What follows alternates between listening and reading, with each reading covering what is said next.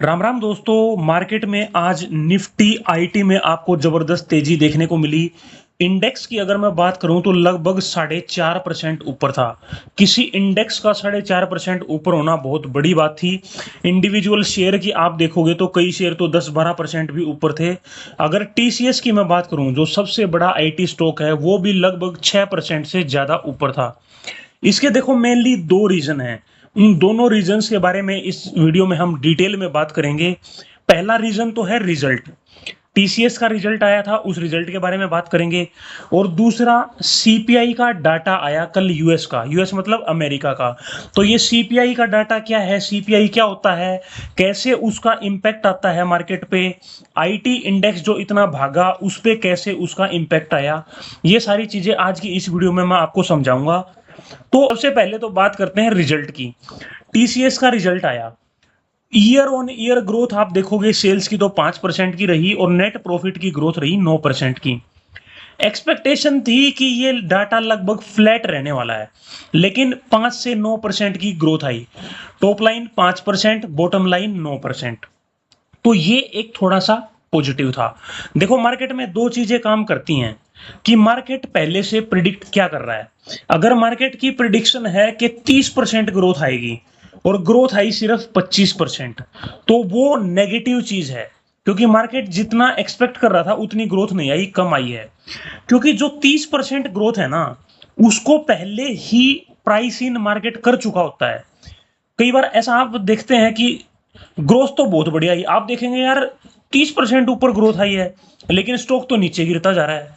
तो उसका कारण क्या है? उसका दो तीन कारण हो सकते हैं, जिसमें से एक मेन कारण है कि जो ग्रोथ जितनी एक्सपेक्टेड थी ना, उससे कहीं ना कहीं कम आई है। वो नंबर भले ही 30% आया हो। मैं देखो सिंपल एग्जांपल लेके आपको समझाता हूं। कोई बच्चा है जो हर साल 95-96% नंबर लेके आता है, तो इस साल पेरेंट्स को एक्सपेक्टेड है कि ये 97% नंबर लेके आएगा। उसके नंबर आते हैं 90%।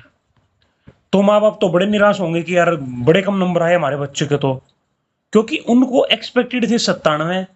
हर बार उसके 95-96 आते ही थे, इस बार आए हैं 90। अगर इंडिविजुअली आप देखोगे कि यार 90% आए, यार ये तो बहुत बढ़िया नंबर है। दूसरी तरफ एक बच्चा है जो हर बार 50 से 60% नंबर लेके आता है, इस बार उसके नंबर आए हैं 70%। तो आप देखोगे तो बहुत बढ़िया ग्रोथ है, तो 20% के आसपास की ग्रोथ है। लेकिन अगर इंडिविजुअली आप किसी को दिखाओगे कि 70% नंबर हैं, तो आज के जमाने में वो कहेगा यार थोड़े कम ही आए, क्योंकि आजकल तो आपको पता ही है 90% का जमाना है। तो सेम यही चीज होती है स्टॉक मार्केट में। उम्मीद थी कि फ्लैट नंबर आएंगे, जबकि 5 से 9% की ग्रोथ आई। तो एक कारण था ये। दूसरा कारण क्या था? सीपीआई का डाटा। अमेरिका में कल सीपीआई का डाटा आया और डाटा था -0.1%। मतलब 0.1% माइनस में आया ये डाटा। सीपीआई क्या होता है? Consumer price index. कंज्यूमर तो आप समझते ही हैं। कंज्यूमर मतलब जो भी, मान लो हम कंज्यूमर हैं, हम कोई भी चीज खरीदते हैं तो हम कंज्यूमर हैं, ग्राहक हैं। Price index. प्राइस इंडेक्स का मतलब क्या है कि जो भी कंज्यूमर की चीजें हैं, मान लो एक बास्केट बना दी, मान के चलो 10 चीजों की बास्केट बना दी मैंने, जिसमें आटा, दाल, चावल, मतलब ये चीनी, ये कोई 10 आइटम है। इन 10 आइटम के लिए मान लो इस महीने मैंने 1000 रुपए पे करने पड़े।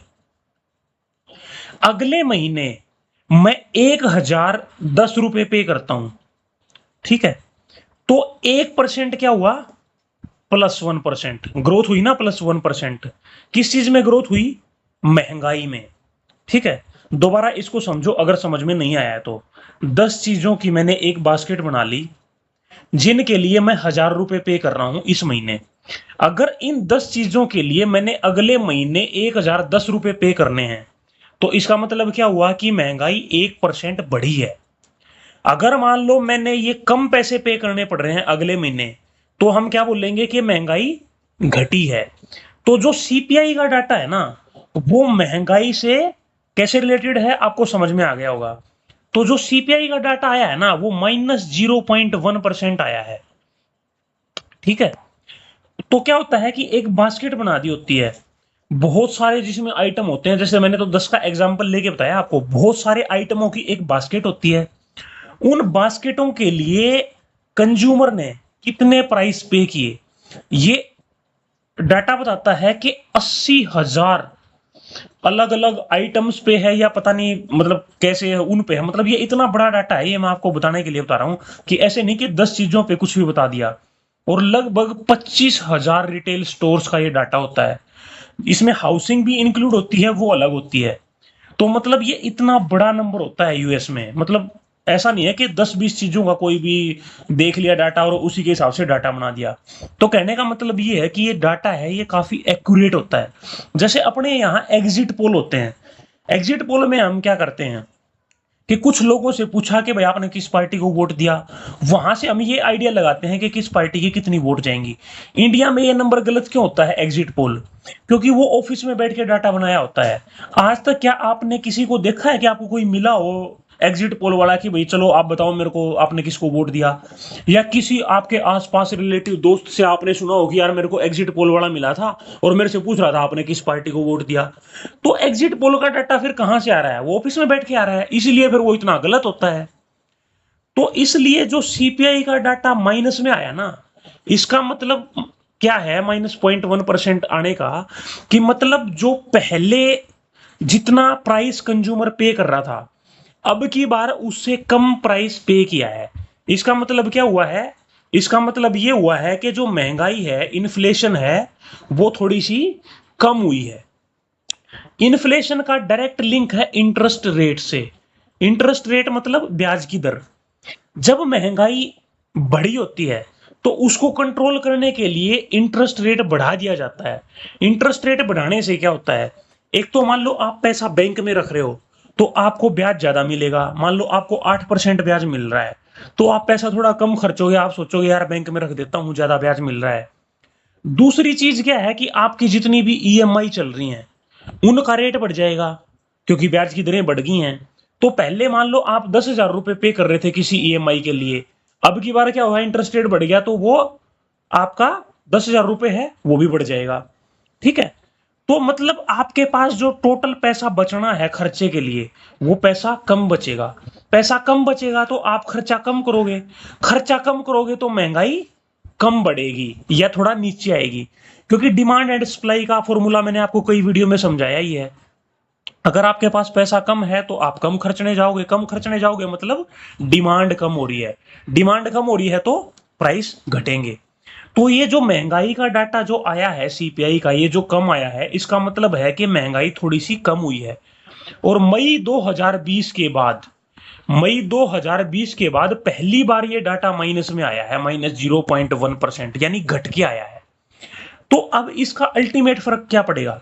अल्टीमेट फर्क पड़ेगा इंटरेस्ट रेट पे। अब ये है कि महंगाई कंट्रोल हो रही है तो अब हम इंटरेस्ट रेट घटा सकते हैं। सितंबर में जो इंटरेस्ट रेट कट होने के जो चांसेस थे वो 85% थे। अब ये डाटा आने के बाद वो चांसेस 87% हो गए हैं। जैसे आपने क्रिकेट का मैच देखा हो तो उसमें नहीं चलता रहता है प्रिडिक्शन कि इंडिया के कितने परसेंट चांस है जीतने के, पाकिस्तान के कितने परसेंट चांस हैं। जैसे मान लो इंडिया पाकिस्तान का मैच है तो उसमें दिखाएगा इंडिया के चांस है 70%, 30% चांस है पाकिस्तान के। मान लो पाकिस्तान बैटिंग कर रहा है, 2 छक्के लग जाए तो ये 30% है, ये बढ़ जाएगा 70% है, ये कम हो जाएगा। 2-3 बॉल खाली चली गई तो ये 70% बढ़ जाएगा कि इंडिया के चांस ज्यादा हो जाएंगे क्योंकि बॉल खाली चली गई। तो सेम वही चीज है। तो कहने का मतलब ये है कि अब चांसेस हैं कि सितंबर में इंटरेस्ट रेट कम होने के चांसेस हैं। इंटरेस्ट रेट कम होने से क्या होता है कि जो कॉस्ट ऑफ बोरोइंग है कंपनीज की, वो कम हो जाती है। यानी लोन जो कंपनियों को मिलता है वो थोड़ा सस्ता मिलेगा क्योंकि इंटरेस्ट रेट कम हो गए हैं। कॉस्ट ऑफ बोरोइंग का मतलब तो आप समझ गए ना कि कोई भी चीज जो आप ले रहे हो वो थोड़ी सस्ती मिलेगी। ठीक है? चाहे वो आप कंप्यूटर लैपटॉप लगा लो, चाहे आप कोई प्रॉपर्टी लगा लो, मतलब हर चीज को लगा लो। तो जो आईटी सेक्टर है ना, वो इंपेक्टेड होता है इंटरेस्ट रेट से। इंटरेस्ट रेट जैसे ही कम होएगा आईटी सेक्टर में आपको तेजी देखने को मिलेगी, क्योंकि इनकी कॉस्ट ऑफ बोरोइंग कम हो जाएगी, ये अपना बिजनेस को एक्सपेंड करने लग जाते हैं, इनकी कॉस्ट ऑफ बोरोइंग है वो कम हो जाती है। तो कहने का मतलब क्या है, एक बार ओवरऑल समझते हैं। सीपीआई का डाटा कम आया, कम आने का मतलब है कि महंगाई थोड़ी सी कम हुई है। महंगाई कम हुई है तो अब इंटरेस्ट रेट जो बढ़ा रखे थे ताकि लोगों के पास पैसा कम बचे, वो पैसा कम खर्चें, पैसा कम खर्चेंगे तो डिमांड कम होएगी, डिमांड कम होएगी तो महंगाई कम होएगी। यानी जिस पर्पज के लिए इंटरेस्ट रेट बढ़ा रखे थे अब वो पर्पज कम हो गया, महंगाई कम होगी, तो अब इंटरेस्ट रेट कम किए जा सकते हैं। तो अब चांसेस बढ़ गए हैं कि सितंबर में इंटरेस्ट रेट क्या होएगा, कम होएगा। सितंबर में इंटरेस्ट रेट कम होएगा तो आईटी सेक्टर में हमें तेजी देखने को मिलेगी। तो इसी चीज का इंपैक्ट फिर आज हमें देखने को मिला आईटी सेक्टर में। तो कुल मिला के दो चीजें थी जिनका आज इंपैक्ट देखने को मिला। पहली चीज टीसीएस का रिजल्ट, टीसीएस का रिजल्ट जो उम्मीद थी उससे थोड़ा सा बेटर आया है। हालांकि कोई अच्छा रिजल्ट नहीं बोल सकते, 5% 9% की ग्रोथ, लेकिन वही मैंने आपको समझाया, जो उम्मीद है उम्मीद से थोड़ा सा बेटर आया। और दूसरी चीज सीपीआई का डाटा, सीपीआई का डाटा अब बोल रहा है कि सितंबर में इंटरेस्ट रेट के चांसेस काफी ज्यादा हो गए हैं और आईटी सेक्टर में फिर तेजी देखने को मिलेगी। तो ये दो कारण थे जिनकी वजह से आईटी सेक्टर में आज तेजी देखने को मिली। अगर आपको ये वीडियो नहीं समझ में आया है तो आप 2 बार देख सकते हो, 3 बार देख सकते हो। आपका कोई क्वेश्चन है तो आप कमेंट में लिख सकते हो, मैं कोशिश करूंगा आपका जवाब दूं। तो आज की वीडियो में इतना ही दोस्तों, मिलते हैं नेक्स्ट वीडियो में। Thank you.